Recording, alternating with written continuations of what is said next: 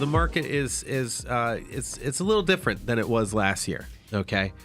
Yeah, we've been talking for, I don't know, several months at the very least, that things are starting to shift and change and evolve. And we are back to a place of seeing some properties being in an underwater situation where perhaps the amount of mortgage debt is higher than what they can actually sell the property for net of their closing costs, which would cover the commissions, the attorney's fees, the real estate tax adjustments, because that's a big number that you have to take off the top of the sales price. What do you think is causing, the slight increase? And it's not a major issue yet. No, not yet, but probably will be again at some point. But what do you think is causing? And I don't want our listeners to think there's this huge bubble happening. It's not that. The market is actually stabilizing. Right. What would you...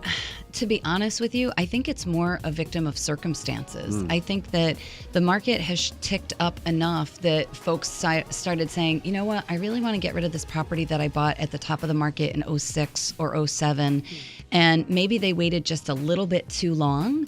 And by the time they've made the decision to list the property, the market had, kind of fluctuated a little bit back enough to the point where they're not actually able to cover all of that debt. Got you. The other thing that we're seeing as far as victim of circumstance is folks that may have had a tough go of it a few years ago and have modified their mortgages and actually took money on the back end of their home, their actual loans, or they ended up with taking on a second mortgage on their home that, a lot of times unsuspecting, people don't realize what they're signing. They don't spend enough time reading it and reviewing it, and they just go ahead and sign something not realizing they've increased their mortgage debt as a function of having to modify their mortgage. Now, I want anybody who has a home on the market or who is preparing to put their home on the market, a couple of things. I want you to really think about this, okay? Last year, 2018, when we were putting homes on the market was escalating at a pace where we could pad the number by 2, maybe even 3%, depending on how hot the area was.